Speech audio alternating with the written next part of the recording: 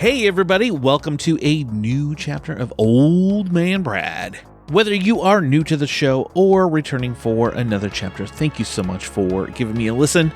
And if you love the show, drop me a review over on your favorite podcatcher, whether that's Apple Podcasts, Spotify, Good Pods, wherever you listen to the show. I would love to hear what you think. This chapter, I'm going to talk about Night Shift, which drops in select theaters and on VOD March 8th. And I will have an interview with the China brothers, Ben and Paul, talking about the film. But before we roll on that, if you're in the Cincinnati area, come out to Frightful Fridays on March 15th. I'm going to be hosting a screening of Leprechaun from 1993. It's going to be a fun night. We have a blast at Frightful Fridays. Head on out March 15th, 10 p.m. Can't wait to see everybody there. All right, so let's roll into it. We are going to talk Night Shift. It's Gwen, right? Gwen Taylor. Teddy Miles. This is my place. Look, I know it looks as if the damn Addams family used to live here. But trust me, this place is harmless. Huh! Really gotta get this thing fixed. Oh, boy. Now, we got 20 cabins, all are basically identical. If you take to the job, then maybe we can make it a regular thing. Right, it'd be great. What kind of security do you have here? Security? Well, if you want, there's a fire axe next to the vending machine. Nobody's gonna mess with you if you're swinging that thing around, you know what I'm saying? Welcome to the night shift. Excuse me. Are you okay? You know this place is haunted, right? Oh My God. How does this dump even stay open? People have probably died here, right? In other news, authorities have yet to apprehend a convicted murderer who escaped the facility Wednesday evening. It's for you. While working her first night shift at a remote motel, a woman begins to suspect that the property is haunted. Like I said before, this is directed by the China brothers, Ben and Paul. It stars Phoebe Tonkin, Lamorne Morris, Madison Hu, Patrick Fissler, and many others. And overall, I enjoyed this film quite a bit.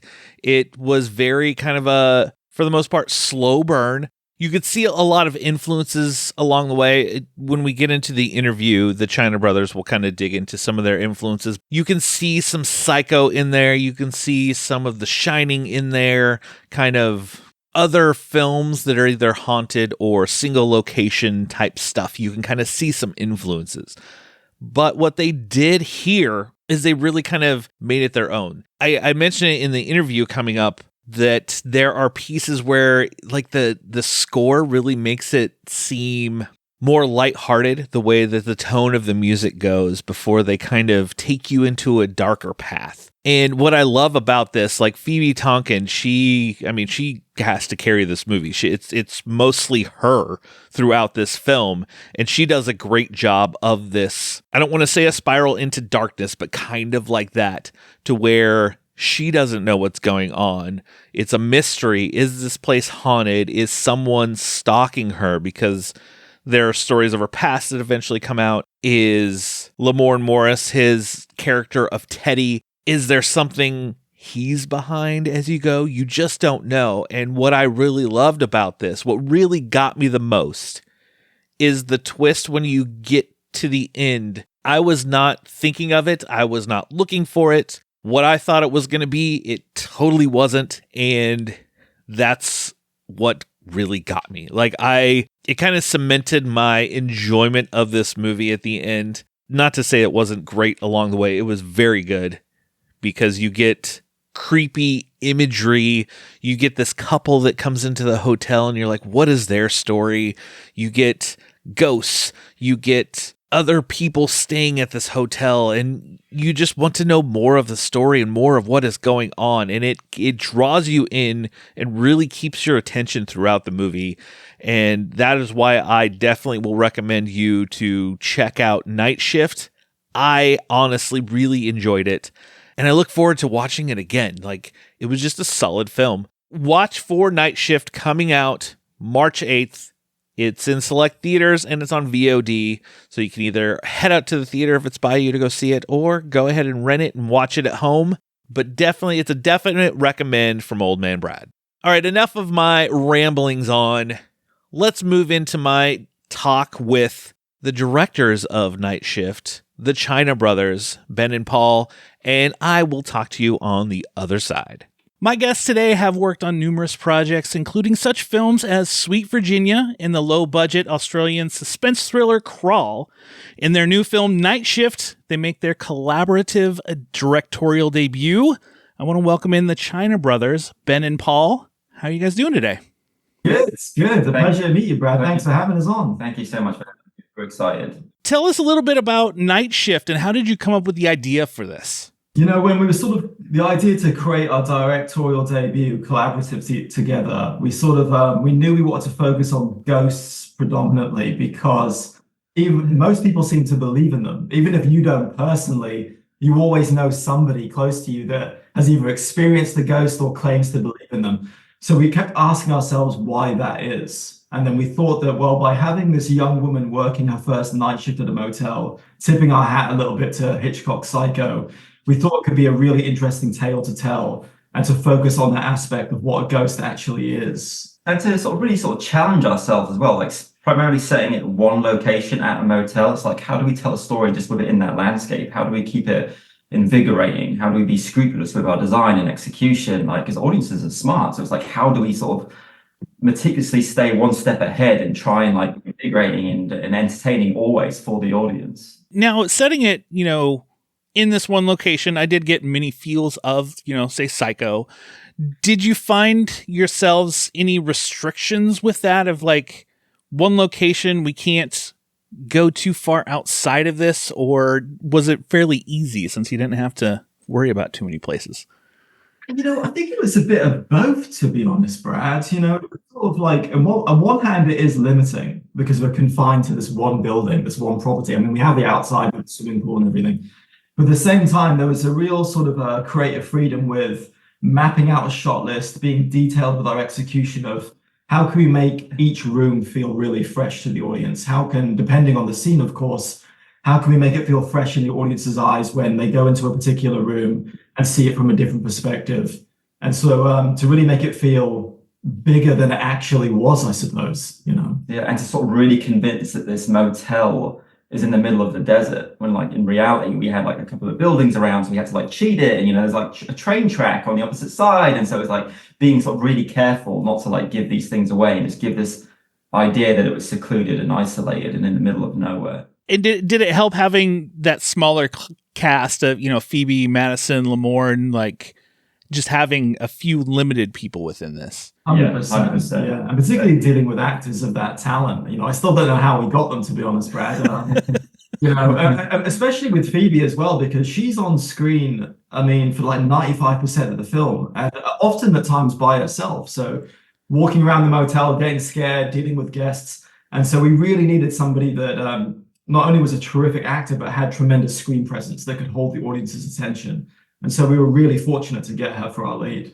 With this film, there's a lot in it that you, especially with the score, you make it feel very lighthearted and kind of a lighter tone before we kind of dig into this darkness. Did you find kind of I don't want to say difficult, but finding that fine line of I don't want to make it goofy, but I want to set people up to scare them? Absolutely. Yes. Excellent question. Excellent question. We knew we wanted to scare, but at the same time, it's we wanted those gaps, those moments of levity to relieve the tension, to allow the audience to laugh at times. Because, horror and comedy are two sides of the same coin. And so having people like Lamorne Morris, who's a wonderfully funny man, involved in our film, it's it helps bring those moments of levity and allows the audience to laugh, allows the audience to relax before things get very scary. We mentioned Psycho. Are you guys fans of the horror genre? Are there any influences as you kind of, created this? Massively so. It's our bread and butter. It's our bread and butter. It's our true horror. It's our true passion, horror cinema, without a shadow of a doubt. I would say that Hitchcock's Psycho and perhaps Mario Bava's Kill Baby Kill were the two main influences for the film, and a healthy dose of giallo cinema as well, particularly with the use of colors, and by not just having the supernatural as a threat, by also expanding on that by giving the audience more than just the ghost story. It was almost tying that noir element to it as well, just this mystery and having that thriller element to balance out with the supernatural horror which, Giallo cinema does so well. So it's just like taking that influence and trying to make it our own and really sort of hammer home that subgenre. And as you went along, because there's a twist. You got me with the twist. Was it hard? We got to be very diligent of not to play our hand too early as you're kind of creating your film. Massively so. As Ben was saying, I mean, audiences are incredibly smart, and particularly in the horror genre, and there's such a devoted fan base. So how do we surprise them? How do we keep it entertaining? How do we give them something new? And so again, like just trying to be as prepared as possible, and hopefully it worked. And hopefully people don't see it coming. Guys, I want to thank you so much for taking time out of your day to chat with me about Night Shift and everything behind it. I know it's coming out soon. Everybody go check it out March 8th. Where can people kind of follow along to you guys to see not only more on Night Shift, but kind of what you have kind of in the works? What do you have coming up? We have 2 other projects, 2 scripts that we've written and we're really excited about that have now sort of gained producers and are gaining great traction. One's casting, one's out to finance. So hopefully we can share more on them in the soon, later this year perhaps. But usually we have an Instagram account, the China Brothers, so we can provide updates on there usually. But we're just really excited to keep moving forward and hopefully get to keep telling these kind of stories. Well, thank you again, guys, for chatting with me, and I wish you all the best with this movie. Everybody go check it out for sure. Thank you so much, Brad. We really appreciate the questions and for you to take the time out of your day to talk to us. Again, I want to thank Ben and Paul for chatting with me, taking the time out of their day to chat with me about Night Shift. I always love hearing the behind the scenes in the film. But again, go seek out Night Shift, go watch it, and let me know what you think of the movie when you do.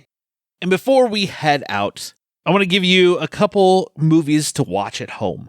One, I just had a screening here. Unfortunately, I missed the screening at the Esquire because I was sick, of Cemetery Man, which can be streamed on Shudder right now. And this is a wild, dark, crazy, zombie, haunted love story starring Rupert Everett. This is a movie I saw way back in the 90s. It came out, I believe, in 94 is when this film originally came out. And I purchased it on a whim, purchased it on DVD, and because I wanted to see it. I mean, I was glad that I did. And I've had this DVD since 1994, just sitting on my shelf. I've watched it a couple times and always wished that there was a better quality version that came out. Finally, this year, they came out with, the Blu-ray and the 4K version, and finally Shudder is streaming it. So highly recommend checking out Cemetery Man. It is a crazy, weird, odd film that is it is really good. Another one is a rewatch that I did this week for the film Freaky from 2020. And I forgot how much I love this film. I love this horror twist on the Freaky Friday story, starring Vince Vaughn and Catherine Newton. And Vince Vaughn, he just did a great job playing this high school girl in this flip. And Catherine Newton playing the psycho serial killer, again, doing a great job. Now, this is a movie, my rewatch, I just wanted something just fun, lighthearted, but I needed a good slasher. And Freaky hits all that. The beginning of this movie has some amazing kills in it. There's a kill with a bottle in the throat. And if you haven't seen Freaky, go check it out. It is streaming on Peacock. I really wish we could get more Freaky and more Happy Death Day. Christopher Landon, who wrote and directed the films, I would absolutely love to see more of these films because they are just fun. All right, so that will do it for another chapter of Old Man Brad. You're going to get multiple chapters this week. We're going to have 3 episodes this week because I missed one last Friday, so I'm just kind of making up for it. But this Friday, watch for another interview coming. I interview Anthony Cousins, the director and writer of the new found footage film Frogman, which is a legend that takes place just outside where I live here in Ohio. Watch for that coming Friday. Just make sure you subscribe to the show and you'll never miss any chapter of Old Man Brad. Just snuggle up in that blanket, turn off the lights, because it's okay to be scared. We'll talk to you later, everybody.